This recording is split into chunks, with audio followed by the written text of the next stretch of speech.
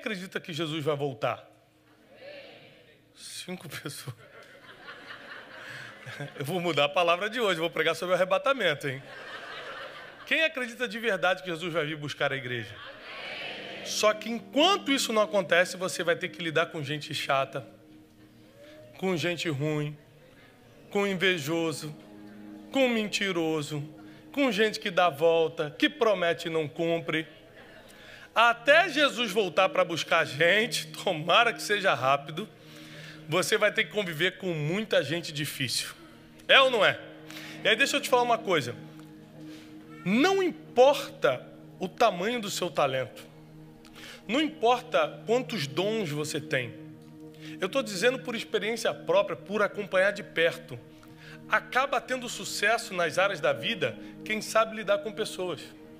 Porque tem gente que tem muito dom, muito talento, mas às vezes porque não sabe lidar com gente, acaba ferindo justamente a pessoa que seria a porta aberta daqui a 6 meses. Aí com todo dom, com todo talento, você fica em casa parado, porque quem iria abrir a porta agora está ferido com você. Então eu vi muita gente que tem muito dom, por exemplo, para pregar a palavra, mas pelo jeito que chega no lugar, por como conversa, pelo tipo de comportamento que tem, ele acaba bloqueando as emoções das pessoas à volta e essas pessoas não querem mais ali, por mais que ele seja um grande pregador. Às vezes você tem o melhor produto para vender no mercado, mas como as pessoas olham para você e não confiam no que você está falando, pelo seu jeito de lidar, você pode ter o melhor produto que as pessoas não vão comprar em você. Então a gente chega à conclusão que o mais importante para você ser bem-sucedido, seja no ministério, seja na vida empresarial, na família, nas emoções, nas finanças, é aprender a lidar com gente. E isso é muito difícil. É muito difícil. Porque você precisa engolir muita coisa. Aquele tempo que a gente já teve em alguma fase da nossa vida de eu não levo desaforo para casa. Para mim é bateu, levou.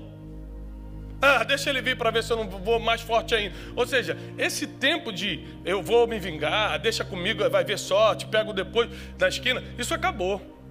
Porque se você não aprender a lidar com as pessoas que mais te machucam, você nunca passa para o próximo nível da vida.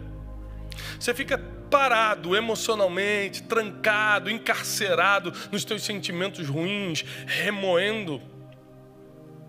Esses dias eu estava almoçando com o Bishop T.D. Jakes, um dos maiores, se não for o maior pregador da atualidade. E eu tive a oportunidade de estar almoçando na casa dele e eu fiz uma pergunta. Eu falei, bispo, qual o conselho que você me daria começando o ministério? Ele falou assim, olha, você seria capaz de dar os 10 melhores anos da sua vida, você começando o ministério, as coisas acontecendo, você seria capaz de dar os 10 melhores anos da sua vida para quem mais te feriu?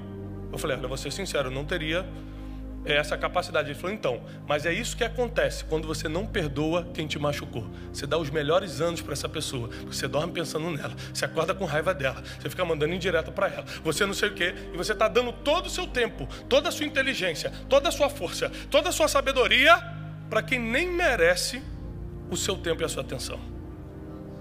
Eu falei, entendi. E de tudo que nós vamos pregar hoje, você vai concordar com tudo. Você só não vai concordar com a solução. Já vou te preparando. Tudo você vai falar, verdade, pastor? Que forte, hein, pastor? É verdade, hein? Quando eu falar a solução para resolver, aí você fala, não. Isso não.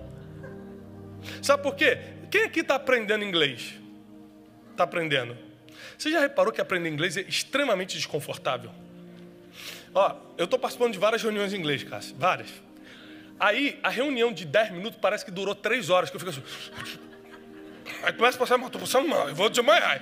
E tu só está escutando inglês. Você fica cansado, gente, eu preciso dormir. Mas 10 minutos, eu preciso dormir, pelo amor de Deus, recuperar as forças. Levou toda a minha energia. Ou seja, é extremamente desconfortável estar num ambiente que você ainda está aprendendo o que se fala. É por isso que se você escuta a palavra de Deus e fica muito confortável, tem algo de errado. Porque se a palavra de Deus está te ensinando algo que você não faz, você tem que estar incomodado. Não é bem assim não, pastor. Não sei não, hein? Tem que perdoar? Não sei. Me prova biblicamente. Eu quero que Deus me dê 3 sinais, que o meteoro Halley passe hoje ao meio-dia.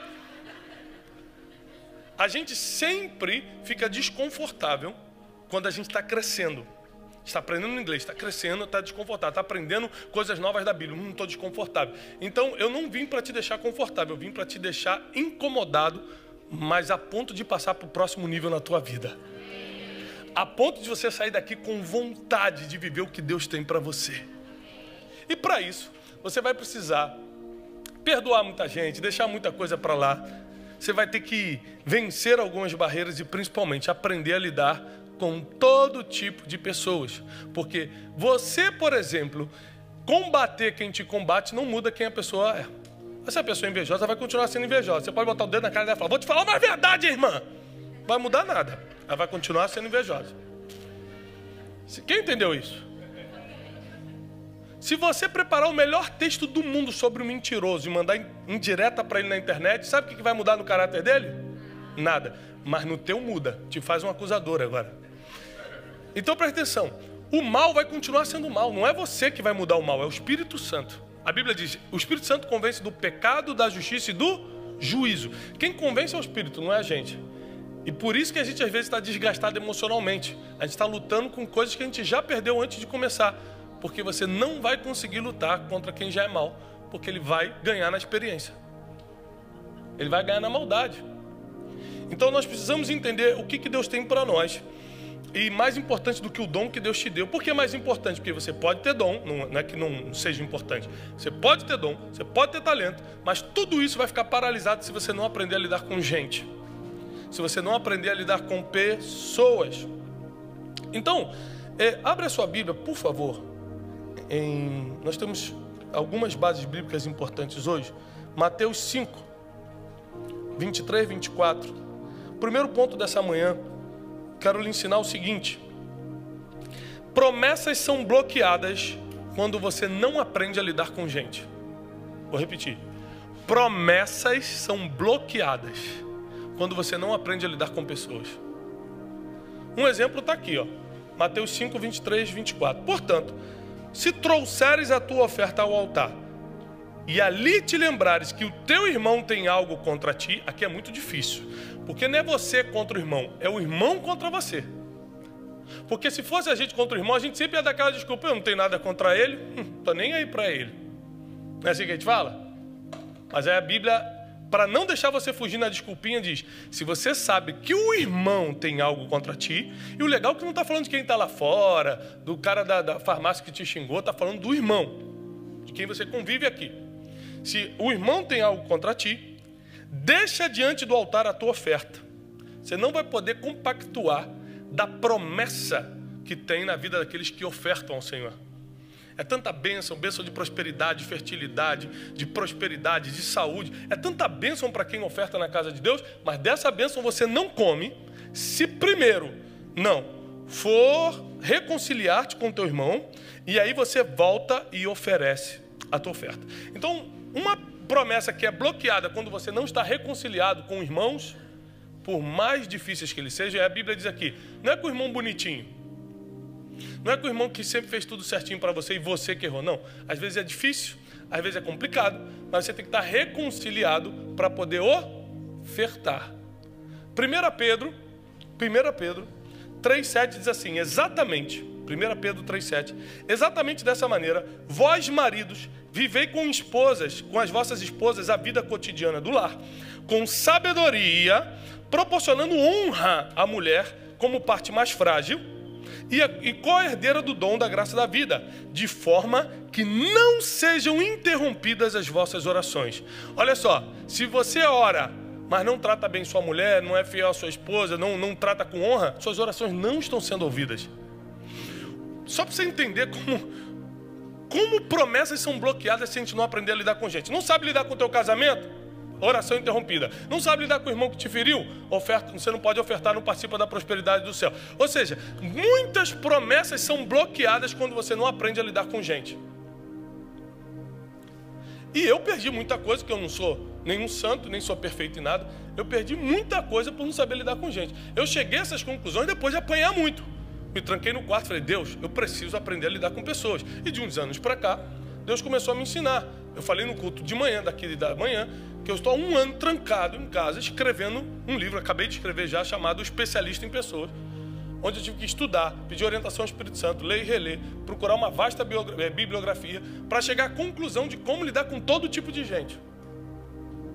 E cheguei à conclusão que ir para o céu depende de você lidar com pessoas, você prosperar depende de lidar com pessoas, porque você não pode ofertar se não estiver lidando bem com elas, que ser um homem de oração ou uma mulher de oração depende de lidar com gente, senão você nem no círculo de oração pode entrar, porque as tuas orações não vão ser ouvidas. Quem está pegando isso? Até para ser uma pessoa espiritual, você vai precisar aprender a lidar com pessoas.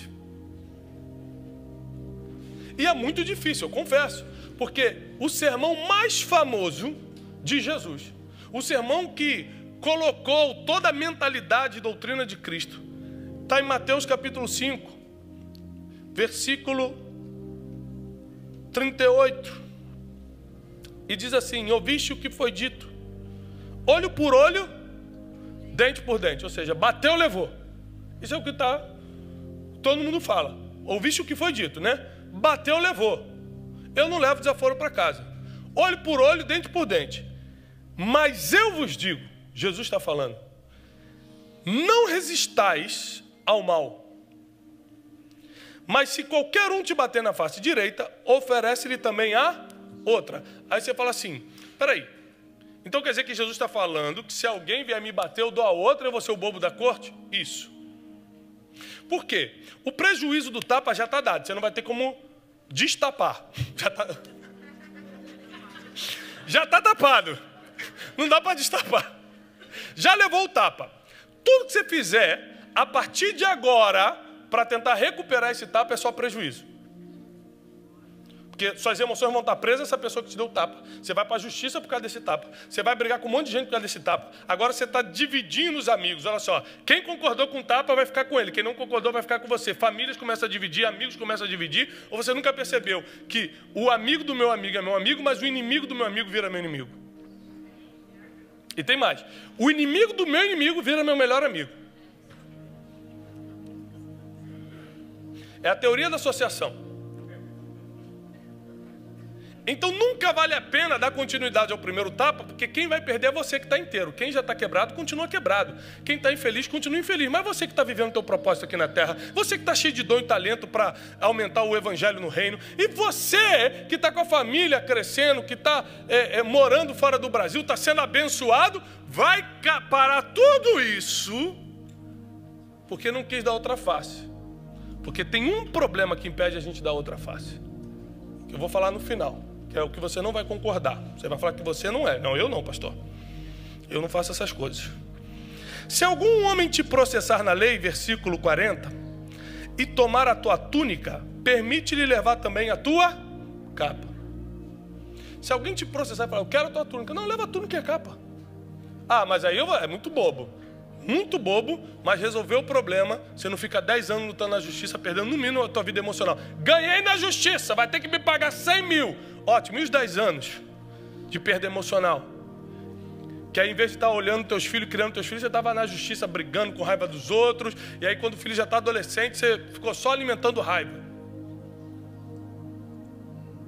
Esses dias, um filho de pastor conversou comigo, olha, eu não vou mais à igreja, adolescentezinho ele, porque a vida toda eu vi meu pai na mesa falando dos outros. O diácono fulano saiu, mas também é um traidor. Aquela fulana é uma pecadora, por isso que não está mais com a gente. E todo mundo era ruim, todo mundo. Então assim, eu não quero mais ficar lá. E aí o pai dele me procurou desesperado, Tiago, me ajuda. Eu falei, olha, eu não posso voltar ao passado. Você sabe que todo o tempo que você perdeu brigando com gente, além de manter as pessoas longe de você, porque essas pessoas nunca voltaram, teu filho agora não quer mais participar desse ambiente. A pergunta é, vale a pena entrar nesse tipo de briga? Vale a pena criar conflito com pessoas se a gente sempre vai sair perdendo, por mais que ganhe no papel? Ganhei no papel, mas perdi vida emocional, perdi paz, não consigo dormir. Perdi 5 anos da minha vida nisso. Você tem um propósito de vida, você não pode parar diante do primeiro conflito que aparece, da primeira pessoa que te afronta. Qualquer um que te obrigar a caminhar 1 milha, vai com ele? É tudo, repare que a estratégia de Jesus é, faça tudo para não entrar numa confusão. Olha, você tem que andar comigo 1 quilômetro. Não, vou 2 para a gente resolver hoje. Vamos resolver hoje? Vamos lá, vamos 2. Quem está entendendo? Uma vez uma pessoa me ligou há um tempo atrás e falou assim: ô rapaz, você sabe que você me deve, né? Eu falei: eu te devo? Quem é você? Sou fulano, não sei o que. Eu falei: então, peraí. Liga para o tesoureiro, liga para o advogado, liga para todo mundo. Eu devo alguma coisa para essa pessoa? Coisa de 10 anos atrás. Não. Rapaz, não tem nenhum registro disso. Você tem alguma prova? Não, mas é a minha palavra contra a tua. Eu falei: quanto que eu te devo? Ele falou assim: R$700. Eu falei: de quando é a dívida? 2008. Eu falei: olha, eu não lembro. Ninguém da minha empresa lembra. Mas manda a sua conta que hoje eu estou depositando R$750. Ah, tá, obrigado. Aí o pessoal da administração lá falou assim: Tiago, faz isso não, que bobeira, vamos partir para cima dele na justiça. Não, acabou o problema. Acabou o problema. Agora eu não vou mais dormir pensando nele. Agora eu não vou ter uma pessoa por aí falando que eu estou devendo R$700. Não, acabou o problema. Se a gente não aprender a matar o problema pela raiz, no outro dia ele vira um gigante e derruba a gente.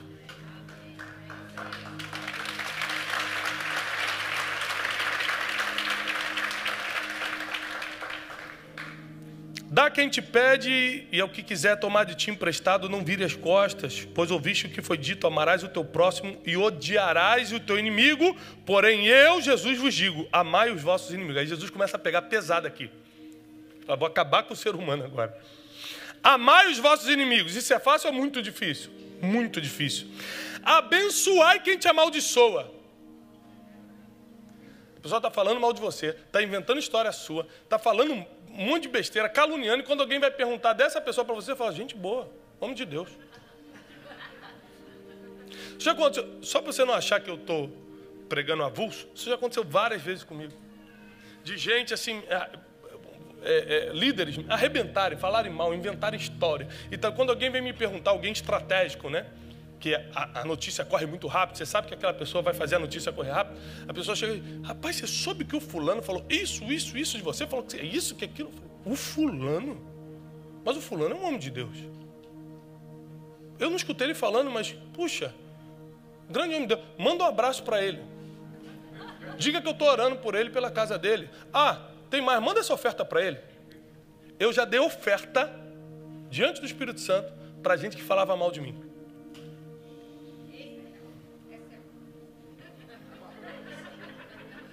Sabe o que aconteceu? Matei um problema. Eu só tive que engolir uma coisa.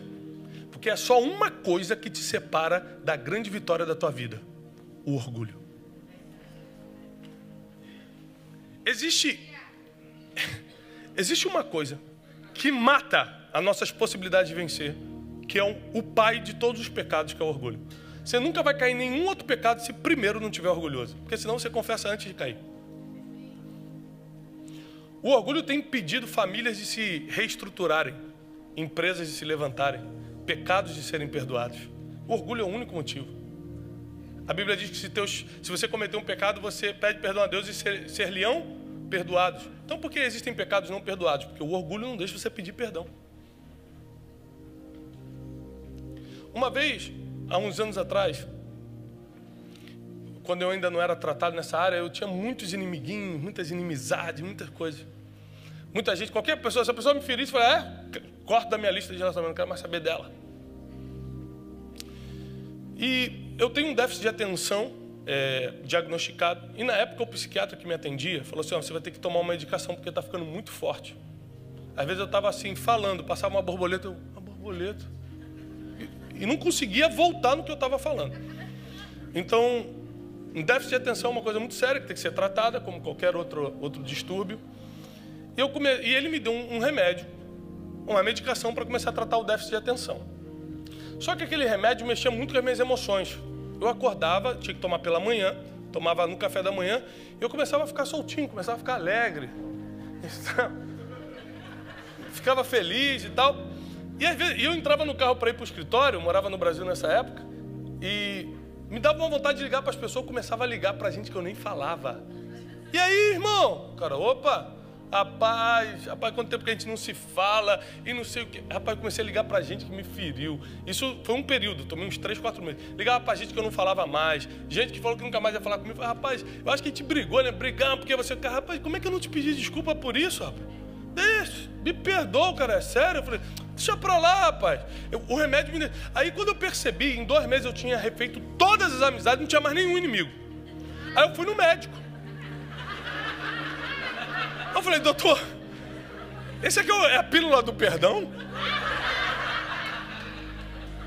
Aí ele falou, não, rapaz, isso aqui não tem nada a ver com isso, não. E ele só deixa as suas emoções mais sensíveis. Se você está com raiva, você fica com mais raiva. Mas se você tem vontade de pedir perdão para alguém, ele só te dá coragem de ligar. Aí eu falei, então não é o remédio do perdão, é o remédio contra o orgulho. Ele falou, é mais ou menos isso. Eu anotei isso. O remédio contra o orgulho. Imagina se você tomasse uma pílula espiritual de amor de Deus toda manhã e o orgulho fosse embora da tua vida e você conseguisse ligar para quem precisa só pedir perdão. Ah, mas a pessoa que está errada. Mas sabia que quando eu tomava essa pílula, eu nem lembrava, eu nem calculava quem estava errado, eu só queria resolver e resolvia. Não dei dinheiro, não tive que me expor, nada, só ligar e falar, cara, eu acho que a gente está brigado, você me perdoa? Nem lembro por que foi, mas olha, ele, claro, não, tá tudo bem, tudo certo. E alguns dessas pessoas são meus amigos até hoje. Eu podia ter perdido essas amizades importantes só porque eu estava orgulhoso. E aí Jesus vai combater tudo isso no Sermão do Monte, que é o sermão mais importante. Amai vossos inimigos, abençoai os que vos amaldiçoam, fazei o bem aos que vos odeiam e orai pelos que vos tratam com maldade. Alguém aqui já foi tratado com maldade? Aí você não precisa falar dele para ninguém, você não precisa fofocar, você não precisa ir na justiça, você só precisa orar. A Bíblia diz, orai pelos que vos tratam com maldade. Toda a fórmula da felicidade está aqui. A Bíblia não é um manual de regras, é um manual de felicidade. Se você seguir, vai dar certo. Para que possais ser filho do vosso Pai. Opa! Então somente quando você faz isso, você vira filho do Pai. Esse negócio que todo mundo é filho de Deus, não está escrito na Bíblia, não. Está escrito na Bíblia que para você ser filho do Pai, você vai ter que amar o inimigo, abençoar quem te amaldiçoa, orar por quem te persegue, porque assim você vai se tornar filho de Deus, porque Ele é quem faz o sol se levantar sobre maus e bons e faz chover sobre justos e injustos. E aí a gente pega tudo que a Bíblia nos ensina, você vai ver que se você matar o orgulho, se você tirar de você hoje esse impedimento de sonhos, de projetos, de realizações que é o orgulho, você começa a ir muito longe. Porque você vai matando cada problema no dia que ele surge. As pessoas vão continuar errando contigo, o invejoso vai continuar invejando, quem tem que mudar é você e não as pessoas, porque as pessoas não vão mudar. Você pode ser coerente na sua discussão, falar, irmão, você está todo errado. A Bíblia diz isso, você pode pregar, pode falar coerente, pode ser o mais sábio ou sábia do mundo, que quem está errado não vai mudar porque você falou. Porque quem convence a pessoa é o Espírito Santo, não é você. Então, se a pessoa não deu voz ao Espírito Santo, vai dar a você, que ela está com raiva, que ela não gosta. Então, quem tem que mudar somos nós, e não a gente tentar mudar os outros. Porque cada vez que você tenta mudar os outros, você cria mais confusão. Cada vez que você tenta clamar pelos seus direitos, me dar um tapa na cara, eu também vou dar. É mais confusão, você pode dar. Depois você pode pedir perdão a Deus e ir para o céu ainda. Ó. Só vai perder a amizade, só vai perder 10 anos de alegria, só vai ter a sua paz roubada porque vai ficar sem dormir. Ou seja, a gente não está nem falando de salvação, porque Deus vai perdoar o teu pecado se você pedir perdão. A gente está falando de perder tempo, de perder paz, de perder amor, de perder alegria, de perder amizade, porque você vai precisar de pessoas na vida. Não adianta, você pode estar ferido com algumas, mas outras vão te ajudar a chegar no lugar que você precisa chegar. Você imagina se aquele aleijado, Jesus estava dentro da casa dele em Cafarnaum pregando, e o aleijado estava precisando de um milagre, só que o aleijado não anda, na época não tinha cadeira de rodas. A casa estava lotada. Quem levou aquele aleijado para Jesus? Quem lembra? 4 amigos. Imagina se o aleijadinho tivesse criado problema com os amigos no dia de receber o milagre. Porque isso acontece muito com a gente, tá? A gente começa a brigar com pessoas que daqui a 2 semanas a gente não sabia, mas seria uma porta de bênção para a nossa vida. A gente cria confusão com pessoas, o irmão, mas olhou torto para mim, mas estacionou na minha vaga. E a gente está tão ferido às vezes que a gente cria problema por nada e perde uma grande bênção por causa de um pequeno problema. Grandes bênçãos não podem ser perdidas por pequenos problemas. Você precisa aprender a controlar você, a dominar suas emoções, para que elas não te enganem a ponto de você perder grandes portas por causa de pequenas reações. E a gente vê isso na história de José. Gênesis 45, para mim, é uma das histórias mais lindas da Bíblia. Eu nunca li Gênesis 45 sem chorar, nunca. Qualquer dia, desde que eu sou criança, que eu pego Gênesis 45 para ler, eu começo a chorar. Porque a cena vem na minha cabeça. Esse dia eu estava conversando com um amigo meu muito sábio, muito inteligente, um pastor, e falei assim, por que Jesus não veio na época de hoje? Que tem YouTube, televisão, 4K. O pessoal ia filmar em alta resolução todos os milagres dele, ia ficar tudo certo, todo mundo ia provar que ele existe. Ele não é dono do tempo, ele não podia vir em qualquer tempo, porque ele veio numa época que não tinha ninguém para filmar. Porque ler provoca muito mais a imaginação do que ver. Eu lembro quando lançou o filme Harry Potter, alguns anos atrás, eu era garoto, eu fui ver com os amigos da escola. E eu tinha lido o livro antes. Não leia, eu li na época que eu estava meio desviado.